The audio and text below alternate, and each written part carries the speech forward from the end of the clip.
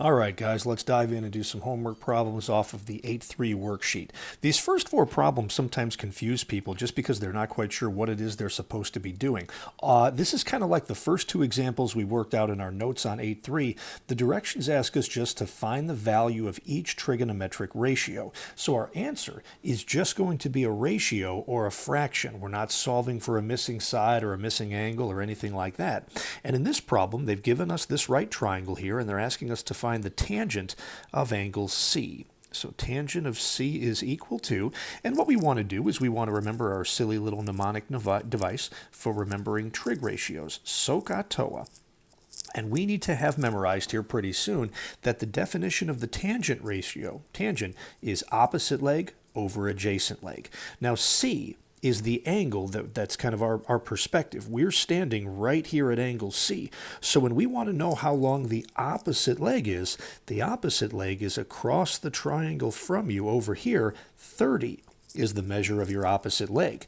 The adjacent leg is the one that's right next to you, and that's going to be the 40 in this case. So the tangent of angle C initially here is 30 over 40. But one thing you want to remember to do anytime you can is to simplify your fractions. 30 and 40 couldn't get much more obvious. You divide out a common factor of 10, and we're going to get 3/4. That's the value of tangent of angle C in simplest form, so that's our answer. Again, a lot of people overthink these problems and they think they have to do more than they are. They're just asking you to read something out of the diagram and then simplify.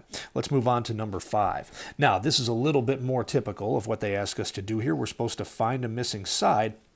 And these CUDA worksheets always ask you to round to the nearest tenth, even though I usually prefer to go to the nearest hundredth. Okay, now one thing I didn't think was clear in this problem, we've got a right angle right up here in the corner. We know that that's 90 degrees. It's this angle right down here, guys, that's 75 degrees. That's what that's in reference to.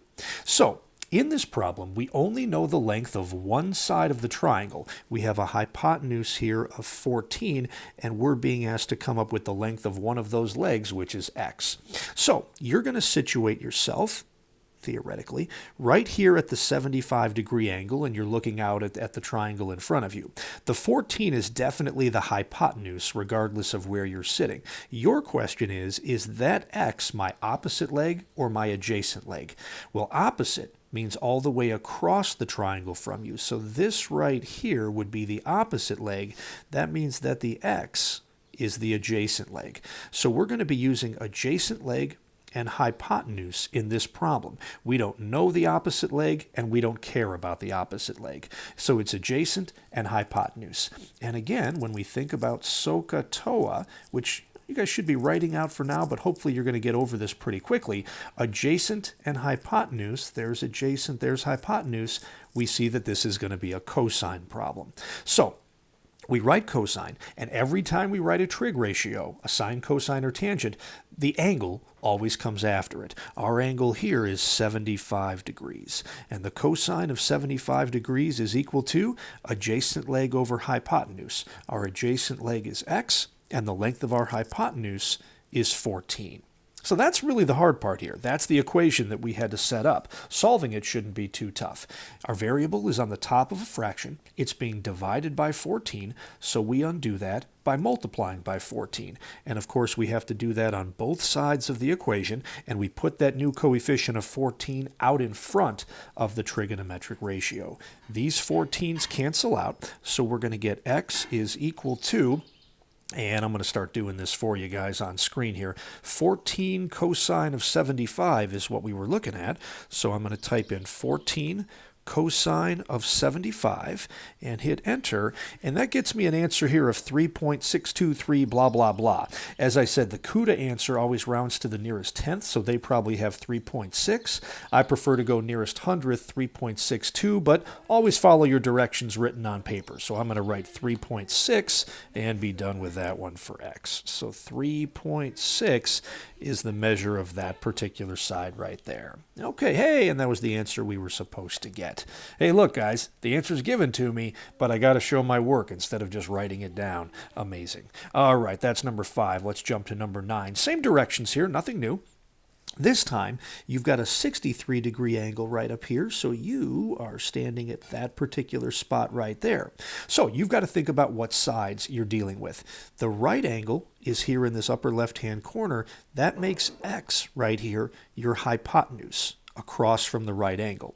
That 10 is one of your legs, and it's all the way across the figure from you, so that 10 is your opposite leg. So once again, if we write out SOHCAHTOA and think about which trig ratio we need to use, we're dealing with hypotenuse and opposite right here. This is a sine problem. Okay, so we're going to write out sine. The angle always comes after it. We know the angle measure here is 63 degrees, so got it. Sine of 63 equals, and sine means opposite leg over hypotenuse.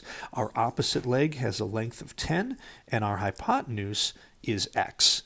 Now this is tougher. This is the harder circumstance, probably the second hardest out of the three for where the variable can be located. Our variable is down on the bottom of a fraction. And as I said in the notes before, multiplying by both sides by 10, which is what a lot of people want to do, doesn't accomplish anything here because these 10s are both numerators. They don't cancel each other out, which is the whole point of inverse operations. So the little trick I showed you guys in the notes is to take this number on your bottom right, which is x, and then this top left number, the only left number, which is sine of 63, and you can just flip-flop those two. You can now make this x is equal to a 10 divided by a sine of 63 degrees.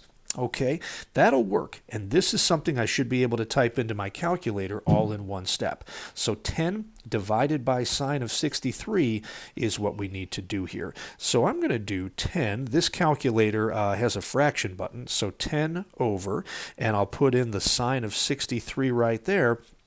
And when I hit enter, I get an answer of 11.2 if I round that to the nearest tenth. So x is 11.2. And okay, I can see right here that's the right answer. Good for me. But that's not going to help you on a quiz or a test. One of the things that you want to make sure here is that your hypotenuse is always your longest side. We knew that x had to be longer than this 10 right over here, although it doesn't look a lot longer. So I think that answer of 11.2 is very realistic.